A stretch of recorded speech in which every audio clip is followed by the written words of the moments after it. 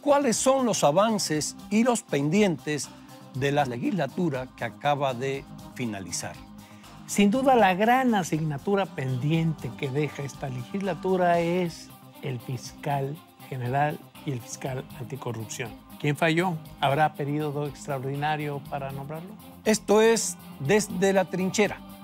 Comenzamos.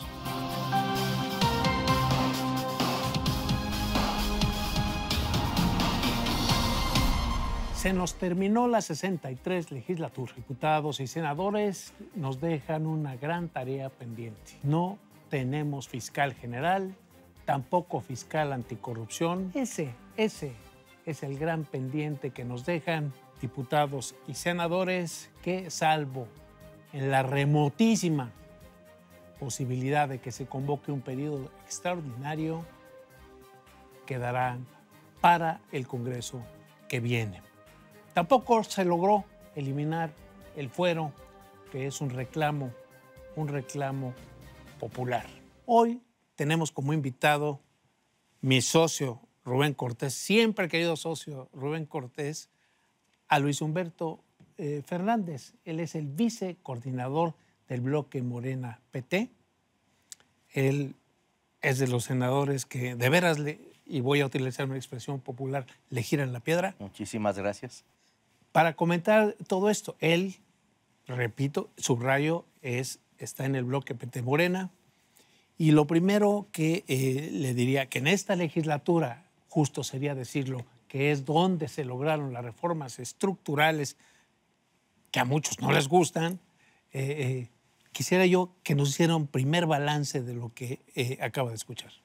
Mira, como señalas, terminó el periodo ordinario de sesiones, la legislatura terminará hasta septiembre, pero hay balances importantes. Uno, lo primero, se legislaron cuestiones muy importantes como fue el Sistema Nacional Anticorrupción, que es lo que yo destacaría, y quedaron otros grandes pendientes. Sin embargo, no quedó, no camina. Pues, bueno, ¿no? Ese es un tema, la parte legislativa está. Queda otra parte que creo que es las la parte leyes medular. secundarias. Quedan las leyes secundarias. Que es legislativo también. Que es legislativo también, pero como señalas, el gran problema está en los nombramientos. Un poquito lo comentábamos con Rubén. Lo segundo, ¿por qué no hay un fiscal general? Lo primero es porque en los términos que está el 102 es algo que no podría funcionar. Un fiscal por 9 años, sin ningún tipo de control, o sea, o lo destituyes o lo dejas, pero no hay nada intermedio, un órgano que le pueda reconvenir o pueda solicitar o pueda sugerir una adecuación de la estrategia. Lo haces el funcionario público más poderoso en la historia de este país al controlar, él nombraría al fiscal anticorrupción y al fiscal electoral. Entonces, como el 102 como está, es un fiscal que no puede funcionar en términos del mediano plazo. Entonces, hay que ajustar el 102 para una fiscalía, como lo han señalado las organizaciones de la sociedad civil, que sirva. En el caso del fiscal anticorrupción, la Constitución en el transitorio es el 16, si no me equivoco, establece una fecha de caducidad, que es en noviembre. No se lograron los acuerdos cuando era oportuno, cuando era conveniente, básicamente, pues por lo mismo, porque el presidente quería poner a alguien de su confianza y no puedes poner un fiscal anticorrupción que sea del entourage. Entonces, ya ahorita nombrar un fiscal anticorrupción que tiene fecha de caducidad en noviembre, pues no funciona. Pero, hombre, digo, hay que también poner las cosas en contexto. No solo es que el presidente quería poner el suyo, es que el PAN también quería poner el suyo, Morena quería poner el suyo y todo el mundo quería poner el suyo. Morena no quiere poner el suyo. Porque en el Congreso siempre se ha privilegiado el sistema de cuotas. Digo, tú y yo lo sabemos perfectamente. Así es. Entonces, ¿qué pasó en este último polémica que hubo alrededor de los comisionados del INAI? Es que quería el PAN uno y el PRI otro, y entonces finalmente quedó dos que supuestamente se identifican con el INE. Ustedes dieron el quórum, en los otros viene el frente y los acusa a ustedes de hacerle el quórum. Pero en el caso de los fiscales es más fácil, ¿no? A ver, mira, vamos, ¿Por qué? Vamos por partes. A ver, de lo que dice Denay es bien importante y quiero aprovechar para aclarar. En esos 2 días se dieron más de 15 dictámenes de nombramientos. O Si quieres podemos entrar a detalle. Nombramientos como... No, son 15.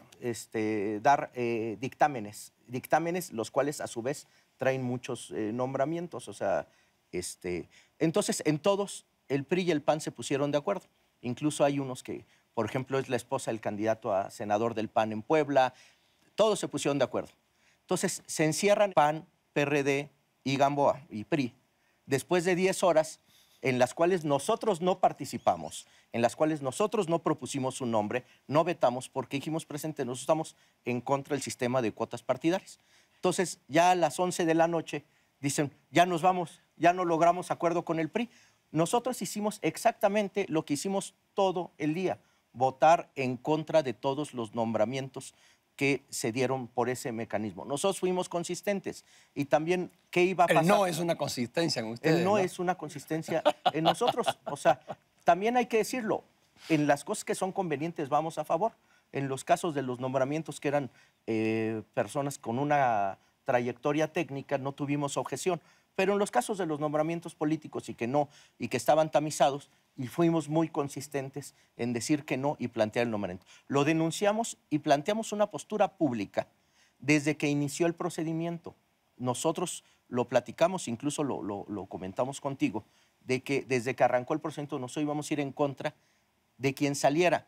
¿Por qué? Porque el procedimiento estaba viciado de origen.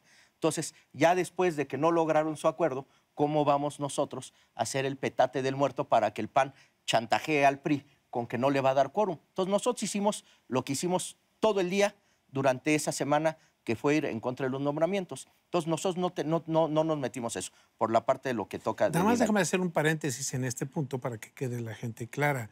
Es decir, Morena no votó en contra, sí votó en contra de los dos comisionados que propusieron en comisiones, y sin embargo, el reproche que les hace en los legisladores del Frente es que le dieron el quórum al PRI para que pudiera sacarlos. Manuel Bartlett argumentó, que es el coordinador de la bancada del PT Morena, él argumentó que de cuando acá en Morena depende de PAN y PRD para decidir si entra o no al salón. Dice que le habló por lo menos 20 veces el coordinador del PAN, Fernando Herrera, y todas lo mandó a volar. Es decir, nosotros sí vamos a ir al salón, ¿sí? El reproche que se les hace es ese. Entonces, es un poco para complementar lo que acabas de decir. Yo estoy completamente de acuerdo con lo que tú estás diciendo. Es decir, ustedes no dependen del PAN, ni el PAN les marca directrices. Si el PAN dice sálganse, se tienen que salir, pues evidentemente que no. Así es. Y nada más en el sentido de esto, mira, hoy por hoy las encuestas, además la de hoy de Reforma, nos hace la primera fuerza política nacional. En el Senado somos la tercera fuerza. ¿Por qué vamos a estar a que el PAN no logró su negociación? Y te voy a decir, si fueran honestos, si hubieran sido honestos, te dicen a las 10 de la mañana cuando empezaron a negociar, oye, estamos viendo este tema, ¿van a verlo? No, pero como estaban acordando, entonces en ese momento no era necesaria la presencia de Morena. O sea, ya nada más cuando no lograron el acuerdo, nos quieren usar para dinamitar, pues eso no va a pasar. Entonces, nosotros fuimos consistentes, planteamos una estrategia, definimos una postura. Nuestra postura es ir en contra de los nombramientos basados en cuotas partidarias. Nosotros preferimos irnos sobre el tema de perfiles y sobre eso. Pero bueno, no se dio. Para terminar el tema, porque Rubén estaba en el tema de lo de la fiscalía, que sí, no. Sí, te quería preguntar yo de eso, pero... Adelante, nada más Sí, por favor, una acotación. Hay que decir que durante toda esta 62 y 63 legislatura, porque los senadores duran 6 años, en la bancada del la bancada del PT empezó con 5 senadores en la Cámara Alta y acabó con 19. Eso se le llama el efecto López Obrador. Hubo muchos legisladores de otros partidos que dieron el brinco hacia el bloque de... Se llama efecto cercanía de la presidencia. Efecto López Obrador. Efecto cercanía. Y muchos, inclusive hasta del PRI. Sí, Estamos sí, hablando claro. de Miguel Ángel Chico, que dio el brinco hacia Morena. Y yo le llamo el efecto López Obrador, porque atrajo como imán a muchos. Y el partido que empezó con 22 senadores terminó con 5, que es el PRD. verdaderamente ya el puro cascarón. Pero ahora sí, adelante con lo del fiscal. Sí, a ver, nada más de este tema porque es muy importante, claro, y ahorita entramos a lo del fiscal. A ver, el 100% de los senadores del PRD hicieron campaña por López Obrador. En el momento, y ese es también mi caso. Es tu caso. O sea, entonces nosotros no nos movimos. Nosotros llegamos al Senado por la campaña de López Obrador. Cuando el PRD se mueve hacia el PAN, entonces para nosotros nos resulta imposible, en el caso, imagínate, pues es algo muy sencillo, de haber querido hacer campaña por el PAN, te afilias al PAN, no sigues en el PRD, es algo absolutamente ridículo. Haces campaña para llegar al Senado con López Obrador para acabar en una campaña presidencial. Un tribuno, entonces, el senador, un tribuno. No, pero oye, tiene senador, muy sencillo. Pero es real. Es real, o sea, pero el efecto Pero de era del López Obrador... PRD. Sí, pero el efecto de López Obrador es desde el origen, no es de ahorita. O sea, lo lógico hubiera sido que el PRD se sumara a la campaña de López Obrador. Esto no pasó, al revés. Parece que la defensa más vehemente contra López Obrador viene de aquellos que hicieron campaña por él y con él hace 6 años. Entonces, el efecto López Obrador, sí es un efecto López Obrador, pero de origen, no de consecuencia. Claro, pero yo te aseguro... Se podía haber ido antes. Sí. Y ahorita te cedo la palabra, me quedo. Te aseguro que si López Obrador no estuviera tan cerca de la presidencia, esa bancada no tendría... No, pues se hubieran ido antes, digo. Es así la política, senador. No, a ver, no tiene qué bueno dices, ¿por qué se Así dio? la política. A ver, no, qué bueno que lo dices. ¿Por qué el tiempo? Porque nosotros confiábamos, en mi caso personal, confiábamos en que el PRD se iba a sumar a la campaña de López Obrador. Cuando un grupo de senadores pedimos que el PRD plantee en su consejo que Andrés Manuel puede ser el candidato presidencial, lo que nos hacen es agarrarnos a zapatazos. Entonces, ¿qué es lo que hacemos? Pues ya no había posibilidad de seguir siendo perredistas y apoyar la campaña de Andrés Manuel. Entonces es cuando un grupo importante de senadores, que hay que decirlo, que este grupo de senadores por sí mismo son los que nos escindimos del PRD, somos la tercera fuerza en el Senado, pues decidimos ser consistentes y mantenernos en la lógica de lo que hemos hecho en los últimos años, que es hacer campaña por López Obrador. Lo que decíamos, a nosotros no nos movimos, nos movieron la frontera. O sea, el PRD estaba aquí y se movió al PAN. Nosotros nos quedamos en la lógica de López Obrador. Pero bueno, es un efecto de origen, no de consecuencia. No, pues ya se nos acaba el tiempo casi. Luis Humberto, te agradecemos mucho haber estado aquí con nosotros. Rubén, la cita la próxima semana. Muchas gracias, buenas noches. Gracias, senador. Muchísimas Socio. gracias.